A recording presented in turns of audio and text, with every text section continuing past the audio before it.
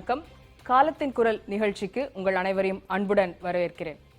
தமிழகத்தில் இன்று பல்வேறு இடங்களில் இளைஞர்கள் பெரும் எண்ணிக்கையில் ஜல்லிக்கட்டு நடத்துவதற்காக திரண்டிருக்கிறார்கள்.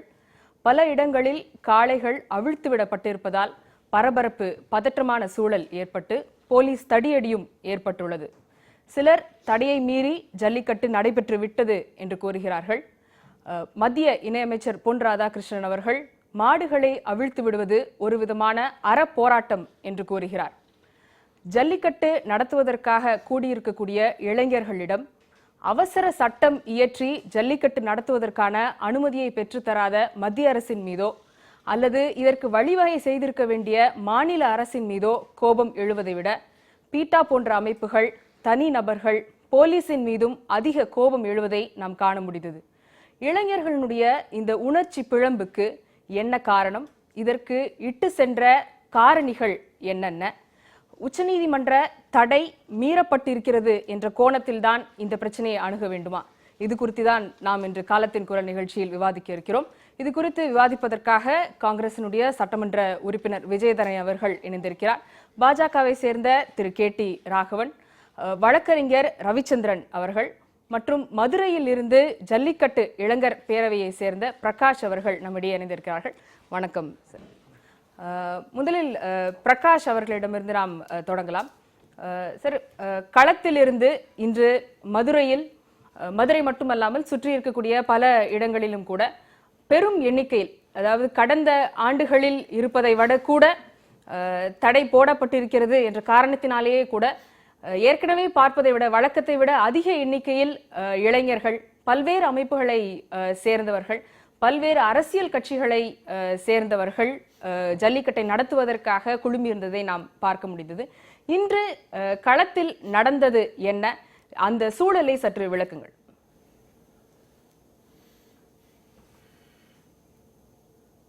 முதற்கண் என்னோட கண்டனத்தை இந்த மத்திய அரசு, மாநில அரசுக்கு நான் நேரடியாக தெரிவிச்சுக்கிறேன். இன்னைக்கு களத்தில் என்ன நடந்துச்சுன்னு பார்த்தீங்கன்னா, காலையில் இன்னைக்கு அலங்காநல்லூரை நோக்கி எங்களை போன்ற இளைஞர்கள் வாடிவாசல் அந்த முனீஸ்வரர் கோயிலில் போய், முனியாண்டி சுவாமி கோயிலில் போய் சாமி தரிசனம் பண்ணுறதுக்காக தான் நாங்கள் அங்கே போனோம். பட் அங்கே நடந்தது என்னன்னு பார்த்தீங்கன்னா, கிட்டத்தட்ட ஒரு 1000-1500 காவலர்கள் அங்கே குவிக்கப்பட்டிருந்தாங்க. நாங்கள் நியாயமான எங்கள் கோரிக்கைகளை தான் கேட்டோம். போராட்டம் நடத்தணும், நாங்கள் எங்களோட உரிமைக்காக நாங்கள் போராடணும், உண்ணாவிரதம் இருக்கணும்னு தான் கேட்டோம். அதையும் மீறி பார்த்தீங்கன்னா காவல்துறையினர் எங்கள் மேலே தடியடி நடத்தினாங்க. ஏன்னா இதுக்கு சாட்சி நானே, என் மேலே இன்னைக்கு அடி விழுந்துச்சு. மத்திய அரசும் மாநில அரசும் இதை நான் வேடிக்கை பார்த்துட்டு இருக்காங்க. இன்னைக்கு இங்கே இளைஞர்கள் பார்த்தீங்கன்னா இன்னைக்கு சென்னை, திருநெல்வேலி, தூத்துக்குடி, சேலம், கோயம்புத்தூர்லேருந்து போராடிட்டு இருக்காங்க எங்களோட இன உரிமைக்காக, தமிழோட பண்பாட்டுக்காக. மாநில அரசை சேர்ந்த சோழவந்தான் சட்டமன்ற தொகுதி, அந்த அலங்காநல்லூர் பார்த்தீங்கன்னா சோழவந்தான் சட்டமன்ற தொகுதியில் இருக்கு. அந்த சட்டமன்ற உறுப்பினர் அந்த களத்துக்கு யாரையும் சமாதானம் பண்றதுக்கு முயற்சிக்கல. இது யார் செஞ்ச குற்றம்? இளைஞர்கள் தங்களோட உரிமைக்காக போரானது தவறா? நாங்கள் எங்களுக்கு ஜல்லிக்கட்டு வேணும்னு சொன்னது தவறா? இது வரைக்கும் மாநில அரசுல இருந்து என்ன அறிக்கை வந்திருக்கு? நான் நேரடியாகவே கேட்கிறேன். முதலமைச்சர் சொன்னாங்க, நாங்கள் இந்த ஜல்லிக்கட்டு நடத்தும் விவகாரத்தில் எல்லளவும் பின்வாங்க மாட்டோம்னு. அவங்களுக்கு எள்ளு கிடைக்கலையா? நாங்கள் இளைஞர்களாக அவளை சளைச்சு போயிட்டோமா? எங்களோட உரிமைக்காக போராடணும் தவறா? இன்றளவும் இந்த நிமிடம் வரைக்கும் பார்த்தீங்கன்னா அலங்காநல்லூரில் ஒரு 500-1000 இளைஞர்கள் உணவு உண்ணாம தங்களோட எதிர்ப்பை பதிவு பண்ணிட்டு இருக்காங்க. யார் வந்திருக்கா மாநில அரசு இது வரைக்கும்? அந்த தொகுதி எம்எல்ஏ கூட என்னன்னு கேட்கல, அந்த தொகுதி பிரதிநிதி கூட கேட்கல. இளைஞர்கள் அவ்வளோ சலிப்பா போயிட்டோம் உங்களுக்கு. மேலும் பார்த்தீங்கன்னா தடையை மீறி ஜல்லிக்கட்டு நாங்கள் தடையை மீறி நடத்தலை, எங்களோட உரிமையை நாங்கள் நிலைநாட்டுறோம், அவ்வளோதான். ஏன்னா இன்னைக்கு மத்தியில் ஆளக்கூடிய பாஜக அரசு என்ன சொல்றாங்க? உங்களுக்கு சட்டத்தின்படி உரிமை கிடைக்கலனா நீங்க மீறி நடத்துறது தப்பு இல்ல, அதுக்கு உறுதுணையா நிக்கணும். எத்தனை இடத்துல இந்த அம்மா தமிழிசை தவற எடுத்துக்கிறேன்னா, பாஜகவின் தமிழிசை தலைவர், தமிழ்நாட்டோட தேசிய தலைவர் திரு தமிழிசை சவுந்தரராஜன் எத்தனை இடத்துல எங்க கூட நின்றாங்க களத்துல. பொன் ராதாகிருஷ்ணன் எங்க நின்றாரு? மன்னிப்பு கேட்டாரு, எங்க நின்றாரு? இந்த மாநில அரசு எங்க நின்றாங்க? காவல்துறையை கட்டவிழ்த்து விட்டுருக்காங்க எங்க மேல. இதை நாங்க எங்க ஒட்டுமொத்த தமிழின சார்பாக நாங்க வன்மையா கண்டிக்கிறோம். எங்களுக்கு நிறைய பேர் பதிவு கொடுத்துட்டு இருக்காங்க. அவங்க போலி விளம்பரத்துக்காக கொடுக்குறாங்க. அடுத்த ஆண்டு கண்டிப்பா ஜல்லிக்கட்டு நடக்கணும்னு ஒரு போலி முகாந்திரம் கொடுக்குறாங்க. எங்களுக்கு அது தேவையில்லை. அடுத்தோட எங்களுக்கு எதுக்கு ஜல்லிக்கட்டு? எங்களுக்கு இப்ப இந்த வருடம் இன்னும் 10-15 நாள் எங்களுக்கு சரியான தீர்ப்பு கிடைக்கணும். கிடைக்கலன்னா இந்த இளைஞர் சக்தி யாருன்றத இந்த மத்திய மாநில அரசுகள் கண்டிப்பா பார்ப்பாங்க. களத்துல சோறு தண்ணி இல்லாம, தண்ணி குடிக்காம நிறைய ஊர்கள்ல பாத்தீங்கன்னா தன்னோட குழந்தைகளை கூட்டிட்டு வந்திருக்காங்க எங்க இளைஞர்கள். பிரகாஷ் இணைப்புல இருங்க. வேதனையா இருக்கு. பிரகாஷ் பதிவு செஞ்சிருக்காரு, நாங்கள் எங்களுடைய உரிமைகளை மீட்டெடுப்பதற்காக தான் நாங்க வந்து குழுமி இருந்தோம். மத்திய அரசும் சரி மாநில அரசும் சரி எங்களுக்கான உறுதியை கொடுத்திருந்தார்கள். ஆனால் இன்று களத்தில் நாங்கள் யாரையும் பார்க்கவில்லை அப்படின்னு சொல்றாங்க திரு கேடி ராகவன். அதாவதுங்க, திரு பிரகாஷ் வந்து ஜல்லிக்கட்டு பேரவை சார்ந்தவர் என்று சொன்னால் அவருக்கு இந்த எதனால இந்த தடை என்பது நன்றாகவே புரிந்திருக்கும். 1000 ஆண்டுகளுக்கு மேலாக ஜல்லிக்கட்டு தொடர்ந்து நடந்த ஜல்லிக்கட்டு 2001 ஏற்பட்ட ஒரு நோட்டிஃபிகேஷன் மூலமாக அந்த நோட்டிஃபிகேஷனை வந்து 2014 சுப்ரீம் கோர்ட் அப்பல்டு பண்ணியிருக்கிறாங்க. இந்த மாதிரி விஷயங்கள் 2014 வந்து தடை உச்சநீதிமன்றம் கொண்டு வந்ததுக்கு எந்த உத்தரவு அரசாங்கத்துடைய மத்திய அரசாங்கத்துடைய எந்த உத்தரவு காரணம் என்பது அவருக்கு தெரிஞ்சிருக்கும். அதெல்லாம் தெரிஞ்சுக்கிட்டு டெலிபரேட்டா இப்ப வந்து இப்ப இருக்கிற மத்திய அரசாங்கத்தை, நரேந்திர மோடி அரசாங்கத்தை குற்றம் சொல்லுவது ஏற்றுக்கொள்ளவே முடியாது. ஒன்று, நீங்க வந்து இது அதற்காக இந்த 2011 ஜெயராம் ரமேஷ் கொண்டு வந்த அந்த நோட்டிஃபிகேஷன் தான், அதை பேஸ் பண்ணி தான் அதுதான் சரின்னு சொல்லிட்டு தான் உச்சநீதிமன்றம் தடை ஏற்படுத்தி இருக்கிறது. நாங்கள் ஆட்சிக்கு வருவதற்கு ஒரு வாரத்துக்கு முன்னாடி அந்த சுப்ரீம் கோர்ட் அந்த ஜட்ஜ்மெண்ட்டை கொடுத்தது. நாங்கள் வந்ததுக்கு பிறகு அவருக்கே தெரியும், அதை நல்லிஃபை செய்வதற்காக, அந்த நோட்டிஃபிகேஷன் நல்லிஃபை செய்வதற்காக ஒரு நோட்டிஃபிகேஷன் கொண்டு வந்தோம். அதுவும் கூட இப்போ சேலஞ்ச் பண்ணியிருக்காங்க. அதுதான் இப்போ சுப்ரீம் கோர்ட்டில் இருக்குது. ஆர்குமெண்ட்லாம் முடிஞ்சு போச்சு, எப்போ அதுக்கு தீர்ப்பு வரும்னு தெரியாது. இப்படி இருக்கும் பொழுது மத்திய அரசாங்கம், மோடி தலைமையிலான மத்திய அரசாங்கம் எதையெல்லாம் செய்ததுன்னு அவருக்கு தெரியும். தெரிந்து கொண்டே அதை பற்றியெல்லாம் பேச மாட்டார். காங்கிரஸ் கட்சியினுடைய அந்த நோட்டிஃபிகேஷனை பற்றி பேச மாட்டார். Dravida Munnetra Kazhagam was part and parcel of UPA government, அதை பற்றிலாம் பேச மாட்டார்னு சொன்னால் இவருக்கு ஜல்லிக்கட்டு பேரவை சார்பாக பேசுகிறாரா அல்லது திராவிட முன்னேற்ற கழகம் காங்கிரஸோட ஏதாவது உறவு வைத்துக் கொண்டு மத்திய அரசாங்கத்தை குற்றம் சொல்லுகிறாரா பார்க்க வேண்டியது. தெரிந்த பிறகுதான் பாஜக தரப்பிலிருந்து சில நாட்கள் முன்பு வரை கூட ஜல்லிக்கட்டு நடத்துவதற்கான நடவடிக்கை எடுக்கப்படும், நாங்க வந்து அது உறுதி செய்வோம் அப்படின்னு உறுதி அளிக்கப்பட்டது. அந்த உறுதி அப்பொழுது எதன் பேரில் அளிக்கப்பட்டது? இப்ப கூட சொல்றேன் கேட்டுக்கோங்க. ஜல்லிக்கட்டு என்பது இந்த மாதம் இப்ப தொடர்ந்து தையிலேருந்து ஆரம்பிச்சு சுப்ரீம் கோர்ட் வந்து 2010 கூட ஒரு ஆர்டர் கொடுக்கும் பொழுது கூட ஜல்லிக்கட்டு 5 மாதம் ஜனவரியிலிருந்து மே மாதம் வரைக்கும் நடத்தி கொள்ளலாம் என்று பர்மிட் பண்ணாங்க. சுப்ரீம் கோர்ட் மாத்திரமில்லை, 2009 திராவிட முன்னேற்ற கழகம் ஆட்சி இருக்கும் பொழுது ஜல்லிக்கட்டு ரெகுலேஷன் ஆக்ட் கொண்டு வந்தாங்க. அப்கோர்ஸ் அது உச்சநீதிமன்றம் அதை தள்ளுபடி, அந்த சட்டமே தப்புன்னு சொல்லிட்டு தள்ளுபடி பண்ணிட்டாங்க. ஆனால் அந்த சட்டம் திராவிட முன்னேற்ற கழகம் தமிழ்நாட்டில் ஆட்சியில் இருக்கும்போது கொண்டு வந்த சட்டத்திலே கூட செக்ஷன் 3 சொல்லப்பட்டிருக்கிறது, ஜல்லிக்கட்டு என்பது ஜனவரியிலிருந்து மே மாதம் வரைக்கும் நடக்கும் அப்படின்னு தான் சொல்லப்பட்டிருக்கிறது. அதனால இன்றைக்கு நடக்கலை அப்படின்னு சொன்னால் அது மொத்தமாக வந்து போயிடுங்கிறது அர்த்தம் இல்லை. இன்னைக்கு உச்சநீதிமன்றத்தில் ஜட்மெண்ட்டுக்காக வெயிட்டிங். அது ஜட்மெண்ட் நமக்கு ஃபேவரலாக வரலாம், அதுக்கப்புறம் பார்ப்போம். ஆனால் நீங்கள் உங்களுடைய நோக்கத்தையே நான் குற்றம் சொல்கிறேங்கிறேன். உங்களுடைய நோக்கம் ஜல்லிக்கட்டு நடத்த வேண்டும் என்று சொன்னால் எல்லாரையும் சொல்லுங்க, எல்லாரும் அதற்கான முயற்சியை செஞ்சு கொடுத்துருக்காங்க, அதுவும் குறிப்பாக நாங்கள் செஞ்சுக்கிட்டு இருக்கிறோம்.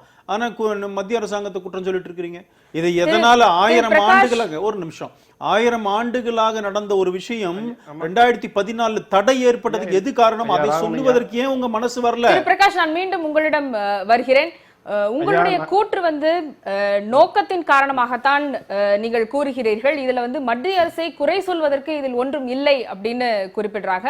மத்திய அரசு போதிய அளவு நடவடிக்கை எடுத்து விட்டது, இது வந்து ஜல்லிக்கட்டை நடத்துவதை விட மத்திய அரசை குறை சொல்வதுதான் உங்களுடைய நோக்கம் அப்படின்னு பாஜக தரப்பிலிருந்து தெரிவிக்கப்படுறது. உங்களுடைய பதில் என்ன?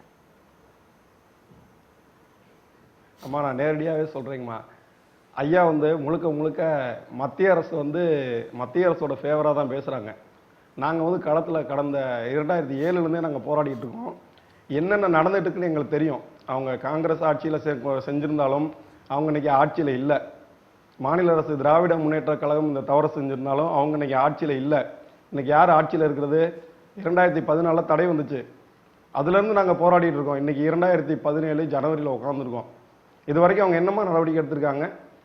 மோடி இதை பற்றி ஏதாவது ஒரு வாய் திறந்து பேசியிருக்காரா? ஏங்க, தமிழ்நாட்டில் 1.5 கோடி இளைஞர்கள் இப்போ கொதிச்சு போயிருக்குமே ஒரு 2 மாதமா? ஏன் ஒரு மீட்டிங் வச்சு சொல்லக்கூடாது, உத்தரவாதம் கொடுக்கக்கூடாது? நான் நேரடியாகவே தான் விமர்சிக்கிறேன் மத்திய அரசை. இன்னமும் உங்க எத்தனை வருடங்களுக்கு வந்து திமுகவையும் காங்கிரஸையும் குறை சொல்ல போறாங்க? ஏன் திமுக 2011 கொண்டு வந்த தவறு தான். ஆனா அந்த 3 நீதிமன்றத்துல வருடங்கள் வந்து தடை ஜல்லிக்கட்டு கொடுத்தது நடந்ததை பத்தி நீதிமன்றம், உங்க உச்ச பேச மாட்டேங்கிறாங்க. நீதிமன்றம் சார். மிஸ்டர் பிரகாஷ், உச்ச தடை- நீதிமன்றம் தடை தடை ஏற்படுத்தியிருக்கிறது இருக்கிறது. ஜட்ஜ்மெண்ட் நோட்டிபிகேஷன் மூலமாக. கொடுத்தீங்க. தடை ஐயா, நான் இருக்கிறது திரும்பவும் என்று கேட்கிறேன். தெரிந்தும் நீக்கியது- கூட தான் ஐயா, பாஜக நேரடியாவே நான் தரப்பிலிருந்து என்னோட கேள்வி- ஜல்லிக்கட்டு நடத்தப்படும் என்று உறுதி இங்க அளிக்கப்பட்டது. பாருங்க, அதுக்காக அந்த தாங்க உறுதியை- எடுத்துனதும். அந்த உறுதியை நம்பி எதுக்கு இருந்தோம். அதுக்காக தான் ஆனால் notification. எங்களுக்கு அரசாங்கம் ஐயா. கைவிட்டது அப்படின்றதா அவங்களுடைய குற்றச்சாட்டு. ஐயா, நீங்க எதுக்கு நோக்கத்தை நீங்க notification குறை சொல்லவே கொடுக்குறீங்க? முடியாது. நாங்க பார்லிமெண்ட்ல வந்து ஆர்டினன்ஸ் notification பாஸ் தள்ளி போய் பண்றது ஒரு மட்டும் சட்டம் இருக்கு. எதுக்கு நீங்க ஆர்டினன்ஸ் அதுவும் கூட உச்ச கொடுக்குறீங்க? நீதிமன்றத்துல இருக்கு. உச்ச நீதிமன்றம் இன்னைக்கு தடை ஐயா, நான் நேரடியா கொடுத்ததுக்கு எது சொல்றீங்க. காரணம்னு பேச உங்க ஒரு தடவையாவது மத்திய சுற்றுச்சூழல் பிரகாஷ் போன்ற ஆட்கள் ஒரு தடவையாவது சொல்லுங்கங்கற. ஐயா, நான் நீங்க நேரா அதையே சொல்லி சொல்றீங்க. கொண்டிருக்கிறீங்களே, திமுக ஐயா, நான் காங்கிரஸ் சொல்லி ஒத்துக்கிறேன். கொண்டிருக்கிறீங்களே, சட்டம் தெரிஞ்ச ஐயா, நான் அத்தனை பேருக்கு நேரடியா தெரியும். சொல்றேன். நீங்க சும்மா எமோஷனலா ஐயா, நான் பேசுறதுனால காங்கிரஸை நான் மத்திய விமர்சனம் அரசாங்கத்தை பண்றேன். கொண்டாதீங்க. இதுக்கு காரணம் யாருன்னு சொல்லி விஜயதான், நீங்க குற்றம் ஐயா, நான் யாருக்கு நேரடியாக வேணும்னு உங்கள்ட்ட சொல்றேன். எமோஷனலா காங்கிரஸ் அவங்களுடைய திமுக வாதங்கள் தவறு பண்ணாங்க. ஜல்லிக்கட்டு நடைபெற வேண்டும் அப்படின்னு சொல்லி அவங்க தரப்புல ஐயா, நாங்க இங்க ஜல்லிக்கட்டு ஆர்வலர்கள் சார்பாவே சொல்றீங்க, நேரடியா சொல்றீங்க. மட்டும்தானா அல்லது காங்கிரஸ் பாஜகவை திமுக தவறு குறை பண்ணிட்டாங்க, சொல்வதன் மக்களுக்கு நோக்கத்திலா இந்த வாதங்கள் எழுப்பப்படுகிறது? இவருடைய வாதத்தை ஏத்துக்கிறீங்களா? இல்லை இப்போ வந்து அப்படி ஒரு உண்மையான உணர்வு ஒருவேளை பாஜக தலைவர் பேசினாங்க, திருமதி தமிழிசை சவுந்தரராஜன், அவர் அமைச்சர் திரு பொன் ராதாகிருஷ்ணன், இவங்கெல்லாம் அஷூரன்ஸ் கொடுத்தாங்க ஃபீல்டில். அதை தான் அந்த இளைஞர்கள் நம்பி இருந்தாங்க. எப்படியா இந்த ஜல்லிக்கட்டு இந்த பொங்கலுக்கு நடந்து விடும் என்ற ஒரு நம்பிக்கையோடு அந்த இளைஞர் பேசுகிறத, இளைஞர் பேரவை பேசுகிறத நாம் பார்க்க முடிகிறது. எதை வைத்து அவங்க நம்பி இருந்தாங்க அப்படிங்கிறத என்னால் ஆஸ் எ லாயர் என்னால் சொல்ல முடியும். ஒருவேளை இவங்க வந்து போன வருஷம் அதை நல்லிஃபை பண்ண ஒரு நோட்டிஃபிகேஷன் கொடுத்தாங்க, அது சுப்ரீம் கோர்ட்டில் போய் நிற்குது. ஃப்ரெஷ் நோட்டிஃபிகேஷன் இந்த இயருக்கு கொடுக்கலாம், இந்த இயருக்கு கொடுத்துருக்கலாம். இந்த இயருக்கு ஒரு புதிய நோட்டிஃபிகேஷனை கொடுத்து இந்த ஆண்டு குறிப்பிட்ட இந்த பொங்கல் தினங்களில் 5 நாட்களுக்கு நடத்துவதற்கு அனுமதி அளிக்கப்படுகிறதுன்னு சொல்லியிருந்தா கூட அவங்களுக்கு, அந்த இளைஞர்களுக்கு ஒரு பெரிய ஆசுவாசப்பட்டிருக்கும். இது வந்து சுப்ரீம் கோர்ட் தடையை மீறி கிடையாது. Government has every right to publish a fresh notification. அது இல்ல, அது நல்லிஃபை பண்ற நோட்டிஃபிகேஷன் கொடுத்தாங்க. நீங்க இப்பதான் அலோ பண்ணாங்க. நீங்க இப்பதான் சொன்னீங்க. இங்க பாருங்க, அந்த பர்టిక్యులர் பாயிண்ட்ல புல்ல வந்து எப்படி பயன்படுத்தலாம்ங்கிறதுக்காக போ நோட்டிஃபிகேஷன் இல்ல, அதாவது அதை ஸ்டே பண்ணிட்டாங்க. அது ஓகே, சட்டரீதியான போராட்டம் அது எந்த திசையில போக வேண்டும் அப்படின்றதுக்கு முன்னாடி மற்றொரு கேள்வி. திமுக தரப்பிலிருந்தும் தொடர்ந்து வந்து ஜல்லிக்கட்டை நடத்த வேண்டும் அப்படின்னு வலியுறுத்தியும் போராட்டங்கள்லாம் கூட அலங்காநல்லூரிலே சென்று கூட நடத்தப்பட்டது. திமுகவினுடைய செயல் தலைவர் ஸ்டாலினும் கூட வந்து இதனை வலியுறுத்தி அறிக்கைகள்லாம் வெளியிட்டிருந்தாரு. ஆனால் திமுக முன்னெடுத்து இன்று நடந்த இந்த ஜல்லிக்கட்டில் எங்குமே வந்து களம் இறங்கவில்லை. ஸோ இப்போ உச்ச நீதிமன்றத்தை பகைத்து கொள்ள அவர்கள் விரும்பவில்லை அப்படின்னு பார்க்கதா சிறு சிறு அமைப்புகள், இந்த மாதிரி இருக்கக்கூடிய இளைஞர்கள், இவர்கள் தான் வந்து நம்ம இன்னைக்கு களத்தில் பார்க்க முடிஞ்சது. இதற்கு என்ன காரணம்? இல்லை, இப்போ அரசியல் கட்சிகள் வந்து எந்த விளையாட்டையும் நடத்துறது வந்து எப்பயுமே முன்னெடுத்து நடத்த மாட்டாங்க. அது சாதாரணமாக அப்படி ஒரு நடைமுறை இல்லை. இனிமே அதை புதுசாக நாம் ஏதாவது உருவாக்கினா உண்டு. எனக்கு தெரிஞ்சு இந்த மாதிரி விளையாட்டுகளோ இதோ வந்து ஊக்கி வைக்கப்படும். ஏதாவது அமைப்புகள் நடத்துவாங்க, அரசியல் கட்சிகள் சில இடங்களில் போய் தலைவர்கள் போய் கலந்துக்கிட்டு அங்கீகாரப்படுத்துவாங்க, மரியாதைப்படுத்துவாங்க. ஆனால் நேரடியாக கட்சிகள் நடத்தக்கூடிய விளையாட்டு என்று கிடையவே கிடையாது. அது எந்த விளையாட்டும் கிடையாது, வாலிபாலும் கிடையாது, ஜல்லிக்கட்டும் கிடையாது, நடத்த மாட்டாங்க. ஆனால் அதே நேரம் ஒரு முன்முகாந்திரமாக திரு ஸ்டாலின் அவர்கள் வந்து ஃபீல்டில் போய் 2 நாள் முன்னாடியே ஒரு இடத்த தடை மீறி போய் அதில் கலந்துக்கிட்டு அதுக்காக பேசினார் அப்படின்லாம் இருக்கு. அதே மாதிரி பிற கட்சிகள்ல இருந்து நிறைய பேர், நிறைய அமைப்புகள் அப்ப ஏற்கனவே அப்படி பண்ணிருக்கும் பொழுது அப்ப இன்னைக்கும் இளைஞர்களுடன் இருந்திருக்கலாமே. இல்ல, அதோடைய தொடர்ச்சி தானே இன்னைக்கும் நடந்துட்டே இருக்கு. இப்ப லாஸ்ட் 3 டேஸா என்ன நடந்துட்டு இருக்கோ அதோடைய தொடர்ச்சி தான் இன்னைக்கும் நடக்குது. இப்ப நீங்க தொடர்ந்து வந்து உச்சநீதிமன்றத்துடைய அறிவுறுத்தலுக்கு, தடைக்கு எதிராகத்தான் எல்லா இடத்துலையும் நடத்த ஆரம்பிச்சாங்க. இதனால ஒன்றும் எந்த பெரிய நஷ்டமும் ஏற்படலை. அந்த விளையாட்டு நடத்தப்படணுங்கிற ஆதங்கத்தை இளைஞர்கள் வெளிப்படுத்துறாங்க. நாம் அதை தான் பார்க்க வேண்டும். அதே நேரம் பாதுகாப்பான ஒரு ஜல்லிக்கட்டு வேண்டும் என்பது இதில் ஒரு முன்முகாந்திரமாக பலரும் நினைக்கிறார்கள். ஜல்லிக்கட்டை நடத்தும் பொழுது ஒரு பாதுகாப்பு இல்லாம தடைமீறி நடத்தும் போது பயந்து ஒரு டெம்பரரி ஸ்ட்ரக்சர்ஸ் எல்லாம் உருவாக்கி அதெல்லாம் நடத்தும் பொழுது அடிபட்டுரும். அந்த மாதிரிலாம் ஏதாவது சம்பவங்கள் நடந்து விடக்கூடாது. அதுக்காகவாவது இந்த மத்திய அரசு, மாநில அரசு இரண்டுமே சுப்ரீம் கோர்ட்ல அந்த கேஸை சீக்கிரம் வர வச்சா அந்த தடையை முழுமையா நீக்கிறதா, இல்ல அந்த ஃப்ரெஷ் நோட்டிஃபிகேஷன் இஷ்யூ பண்ணி கவர்மெண்டோட இன்டென்ஷன் இது, இந்த இயர் நாங்கள் 5 days பர்மிட் பண்றோம்ட்டு அவங்களே ஒரு பெட்டிஷன் போட்டிருக்கலாம் சுப்ரீம் கோர்ட்ல. இப்படிதான் வந்தது, நோட்டிபிகேஷன் போட்டோம், அதை சுப்ரீம் கோர்ட் ஸ்டே பண்ணிட்டாங்க. அது மேலதான் இப்ப வருது ஜட்ஜ்மெண்ட். அதாவது ஜல்லிக்கட்டு ஜட்ஜ்மெண்ட் ஆல்ரெடி ஜல்லிக்கட்டுங்கிற உண்மையான இன்டென்ஷன் இருந்தா இப்ப ஒண்ணு கேக்குறேன் சார் ராகவன் சார், நீங்க இது ஒண்ணு எனக்கு சொல்லுங்க. நீங்களும் அட்வொகேட் தான், நானும் அட்வொகேட் தான், ரவிச்சந்திரன் சாரும் வழக்கறிஞர், எல்லாருக்கும் தெரிஞ்ச விஷயம். அப்படி உண்மையாவே உங்களுக்கு ஒரு இன்டென்ஷன், இது இளைஞர்கள் ஆசைப்படுறாங்க தமிழ்நாட்டில், இதற்கு ஒரு கடுமையான ஆதங்கம் இருக்கு தமிழகத்துல, இந்த குறிப்பா மற்ற ஸ்டேட்ஸ்ல இருக்கோ இல்லையோ நம்ம ஸ்டேட்ல இருக்கு, ஆகையால் இதை அனுமதிக்க வேண்டும் என்ற உண்மையான இன்டென்ஷன்ஸ் மத்திய பாஜகவுக்கு இருந்திருந்தா இல்ல மாநில அரசுக்கு இருந்திருந்தா ஒரு பெர்மிட் பெட்டிஷன் போட்டிருக்கலாம். அந்த கேஸ்லயே இந்த 5 நாள் இல்ல வெறும் 10 days மட்டும் பர்மிட் பண்றதுக்கு ஒரு பெர்மிஷன் பெட்டிஷன் போட்டிருந்தா இது this would have solved the problem for the time being. அப்புறமா அந்த நோட்டிபிகேஷனோ இதோ எல்லாமே அப்புறம் நடந்திருக்கும். ஏன் இத பண்ணல? இருங்க, உங்களுக்கு நல்லாவே தெரியும் 2016ல ஜல்லிக்கட்டு நடத்துவதற்காக ஒரு நோட்டிபிகேஷன் கொண்டு வந்தாங்க. அதான் இப்ப பாருங்க 2014ல ஜல்லிக்கட்டு நடத்துக்கு ஒரு ப்ளீஸ் சட்ட ரீதியாக நடத்துவதற்கான வாய்ப்புகள் இருந்திருக்கு அப்படின்றத இதுதான் நான் பதில் சொல்றேன்மா. 2014ல சுப்ரீம் கோர்ட் ஜல்லிக்கட்டுங்கறத பேண்ட்னு முடிச்சிட்டாங்க. அந்த 2011 நோட்டிபிகேஷன் கரெக்ட்னு சொல்லிட்டு முடிச்சிட்டாங்க. இப்ப நாம கொடுத்த நோட்டிபிகேஷனை வச்சு தான் இப்ப வந்து சுப்ரீம் கோர்ட்ல அதுக்கு இப்ப விவாதம் நடந்து முடிஞ்சிருச்சு. அப்ப என்ன சொன்னோம், ஜல்லிக்கட்டு நடத்துவதற்காக காளைகளுக்கு சில ரெஸ்ட்ரிக்ஷனோட அதை நடத்தலாம்னு சொல்லி தான் அந்த நோட்டிபிகேஷன் வந்தது. அதை தான் சேலஞ்ச் பண்ணி மறுநாள் ஸ்டே வாங்கிட்டாங்க. நீங்க நினைக்கிறதெல்லாம் முன்னாடி பண்ண விஷயம் தான். இன்னைக்கு நான் என்ன சொல்றேன், இப்போ டாக்டர் தமிழிசை வந்தாங்களா, பொன் ராதாகிருஷ்ணன் அவர்கள் வந்தாங்களா, ஹெச் ராஜா வந்தாரு, நீங்க சொன்னீங்களா?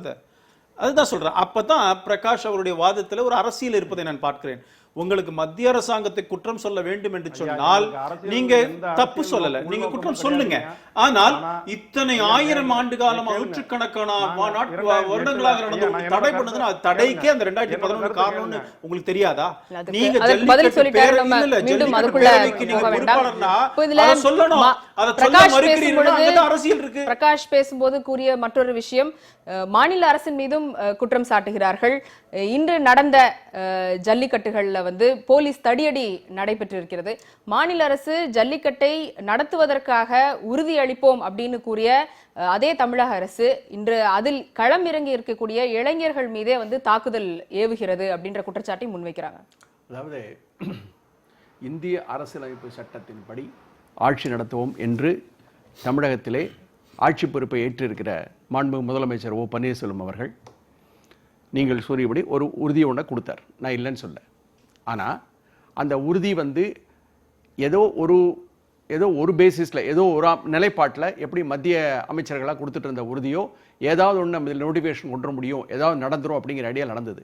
இந்த விஷயத்தை பொறுத்த வரைக்கும் மாநில அரசினுடைய பங்களிப்புங்கிறது என்ன இருந்திருக்க முடியும்? ஒன்று. ரெண்டாவது, இன்னைக்கு நடந்த விஷயத்துக்கு வருவோம். இன்னைக்கு அர்பன் சூப்பரண்ட் ஆஃப் போலீஸ் அவர் வந்து மிஸ்டர் விஜயேந்திர பித்ரி அவருடைய தலைமையில் அத்தனை போலீஸ்காரங்க சுப்ரீம் கோர்ட்டினுடைய ஒரு உத்தரவை மதித்து நடக்க வேண்டிய பொறுப்பு எல்லா மாநில அரசுகளுக்கும் இருக்கிறது. அது தமிழ்நாட்டுக்கு மட்டும் இல்ல. அப்ப உச்சநீதிமன்ற உத்தரவை மதித்து ஜல்லிக்கட்டு நடத்தாதீர்கள் அப்படின்னாவது மாநில அரசு கிட்ட இருந்து ஒரு அறிவிப்பு வந்திருக்கணும் இல்லையா? உங்களுக்கு அறிவிப்பு வர வேண்டிய அவசியம் இல்ல. ஒண்ணு நடத்துங்கன்னு சொல்லணும். இல்ல நடத்துங்க சொல்ல முடியுமா? எப்படி சொல்ல முடியும்? இல்ல நடத்தாதீங்கன்னு சொல்லணும். எதுவுமே சொல்லவே முடியாது. எப்படி நடத்துங்க சொல்ல முடியும்? மாநில அரசு என்ன செய்வது? சுப்ரீம் கோர்ட்ல ஒரு பேன் இருக்கும்போது நீங்க ஜல்லிக்கட்டை நீங்க நடத்தலாம்னு சொல்லி மாநில அரசு சொல்ல முடியுமா? சொல்ல முடியாது. 2 நாட்கள் முன்பு வரை ஜல்லிக்கட்டை நடத்துவதற்கு நாங்கள் வந்து உறுதி செய்வோம் அப்படின்னு சொன்ன மாநில அரசு உறுதி செய்வோம் சொன்னோம். பட் உறுதி செய்ய முடியாத நிலைமையில வந்து ஜல்லிக்கட்டு நடத்த முடியல அப்படின்னு ஒரு பேன், அதுக்கு ஒரு தடை இருக்கும்போது அந்த தடை உத்தரவை அமல்படுத்த வேண்டிய பொறுப்பு மாநில அரசுக்கு இருக்கா இல்லையா? இன்னைக்கு கூட என்ன நடந்தது? இன்னைக்கு தயவு செஞ்சு உங்க மீடியா எல்லா நியூஸும் நான் காலையில பார்த்துட்டேன். என்ன நடந்தது? இளைஞர்கள் வந்தாங்க, இருந்தாங்க, உட்கார்ந்து எல்லாம் பண்ணாங்க. அந்த வாடிவாசல் பொறுத்த வரைக்கும் அந்த இடத்துல வரக்கூடிய அந்த இடத்துல போலீஸ் எல்லாம் ஃபுல் ஃபோர்ஸ் போட்டு வச்சிருந்தாங்க. எந்த விதமான அரசம்பாகம் காலையில மத்தியானம் வரைக்கும் நடக்கல. ஆனா மத்தியானத்துக்கு மேல என்னாச்சுன்னு கேட்டீங்கன்னா திடீர்னு ஒரு 2-3 காளைகளை வந்து மிரண்டு கூட்டத்துக்குள்ள ஓட ஆரம்பிச்சது. இது நடந்த பிரச்சனை இன்னைக்கு நடந்தது. அந்த காளைகள் ஓடும்போது அதுல அடிபட்ட சிலரை வந்து போலீஸ் வந்து அவங்க ஜீப்ல கொண்டு போய் ஹாஸ்பிட்டலுக்கு அனுப்பிச்சு எல்லாம் பண்ணிருக்காங்க. இன்னைக்கு போலீஸ்காரர்கள் மனிதர்கள், நம்ம எல்லாரையும் வந்து எல்லாம் ஒரே மாதிரி சகட்டுமே நிக்கல. அவர்களும் தமிழர்கள் தான், அவர்களுக்கு எல்லா மதிப்பு எல்லா விதமான உணர்வுகளும் எல்லாம் இருக்கு. அவங்களும் இன்னைக்கு செஞ்சிருக்காங்க. மாநில அரசு பொறுத்த வரைக்கும் ஜல்லிக்கட்டு நடக்காமல் இருக்கணும் அப்படிங்கிறது அவங்களுக்கு விடப்பட்ட, அதாவது சுப்ரீம் கோர்ட் உத்தரவு மதிச்சு நடக்கணும். வேற வழி இல்ல. பிரகாஷ் இதுக்கு மேல என்ன பண்ண முடியும்?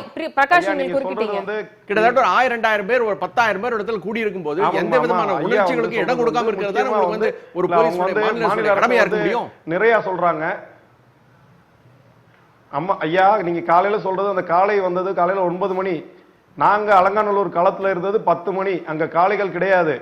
நாங்க காவல்துறையிட்ட எங்களோட அமைதியான ஒரு நாங்க வாடிவாசல்ல தொட்டு கும்பிட்டு வர்றோம்னு கேட்டதுக்கே எங்களை தடியடி நடத்தினாங்க. நான் அடி வாங்கினேன். இன்னைக்கு நீங்க சொல்ற இடத்துல காளைகள்லாம் கிடையாது. நீங்க மாநில அரசு நாங்க என்ன கேட்கிறோம், எல்லளவும் பின்வாங்க மாட்டோம்ன்ற வார்த்தையை சொல்லாதீங்க. எங்களை போல இளைஞர்கள் நீங்க புண்படுத்தாதீங்க.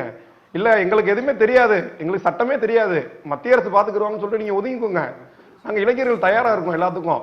ஏன் நீங்க இந்த வார்த்தையை சொல்றீங்க? 3 நாளைக்கு முன்னாடி வருடம் பொங்கலுக்கு இந்த இளைஞர்கள் இப்படியே கேட்டுட்டே இருப்பாங்க, நாங்க வந்து எல்லளவும் பின்வாங்க மாட்டோம். எத்தனை முறை நீங்க மத்திய அரசு அழுத்தம் கொடுத்துருக்கீங்க? நேரடியா கேட்கிறேன். எத்தனை முறை நீங்க பாராளுமன்றத்துல உங்களோட 51 எம்பிகள் நாடாளுமன்ற உறுப்பினர்கள் எத்தனை முறை குரல் கொடுத்திருக்கிறார்கள்? உங்க எம்பி தான் பாடுறாரு, பியூட்டிஃபுல் காஷ்மீர், பியூட்டிஃபுல் காஷ்மீர். அது முக்கியமாங்கயா? பாராளுமன்றத்துல பாட்டு போற இடமா அது? தனிப்பட்ட முறையில் யாரும் நீங்க அப்படி ஒரு குரல் சொல்லி பேச வேண்டாம். இதற்காக குரல் எழுப்பப்பட்டிருக்கிறது. எழுப்பல அப்படின்னு நீங்க ஒரே பிளாங்கெட்டா சொல்ல முடியாது. ஐயா, எல்லா கட்சியும் நான் விமர்சிக்கிறேன். திமுக முதல் கொண்டு நாங்கள் விசாரிக்கிறோம். இன்று வந்து களத்தில் இறங்கி இருக்கிறார்கள். இதற்கு யார் பொறுப்பு? மத்திய அரசும் சரி மாநில அரசும் சரி ஜல்லிக்கட்டை நடத்துவோம் என்று உறுதியளித்திருந்தார்கள்.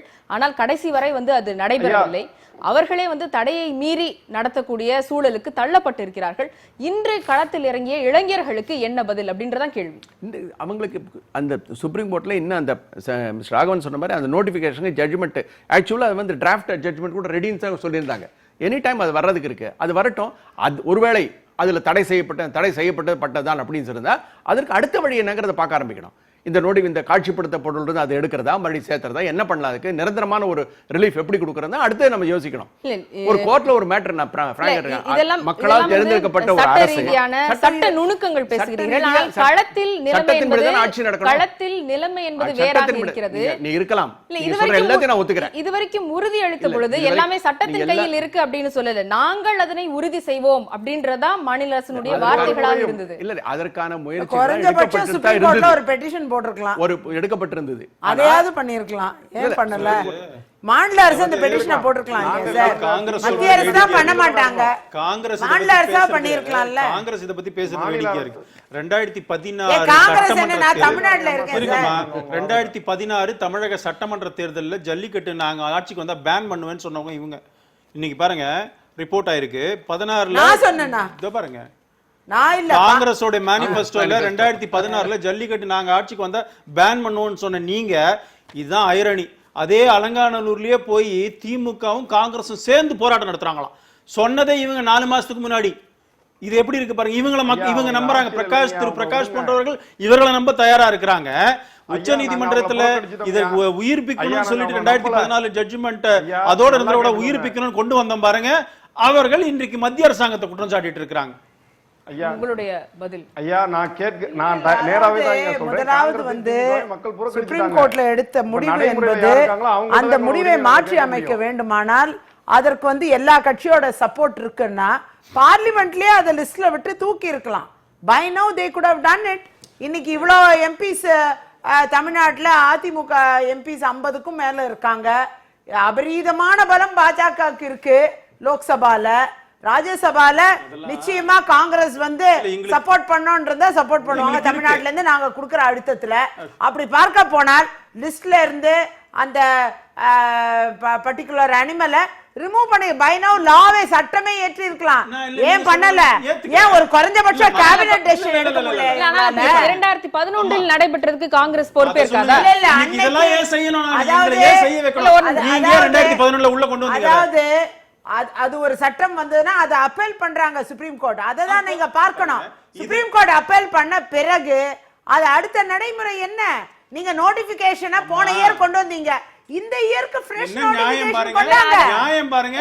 2011 இவங்களால தான் தடையே வந்திருக்கு. புறந்தள்ளி விட முடியுமா? அதற்கான பொறுப்பை காங்கிரஸ் ஏற்றுக்கொள்ளாதா? அதற்கான விளக்கத்தை தர வேண்டாமா? ஒன்று வந்து தமிழகத்தை இந்தியா எங்கும் வந்து இந்த ஜல்லிக்கட்டுக்கு என்று ஒரு பெரிய பிரச்சனை. தமிழகத்துல மட்டும் பேன் பண்றதுக்கெல்லாம் சட்டம் இயற்றப்படல. அந்த பர்டிகுலர் அனிமல் வந்து அந்த லிஸ்ட்ல இன்க்ளூட் ஆனதுதான் அதுல உள்ள விஷயம். இது ஜல்லிக்கட்டை பேன் பண்ண சொல்லி காங்கிரஸ் எந்த சட்டமும் போடல. நீங்க அதான் பார்க்கணும்.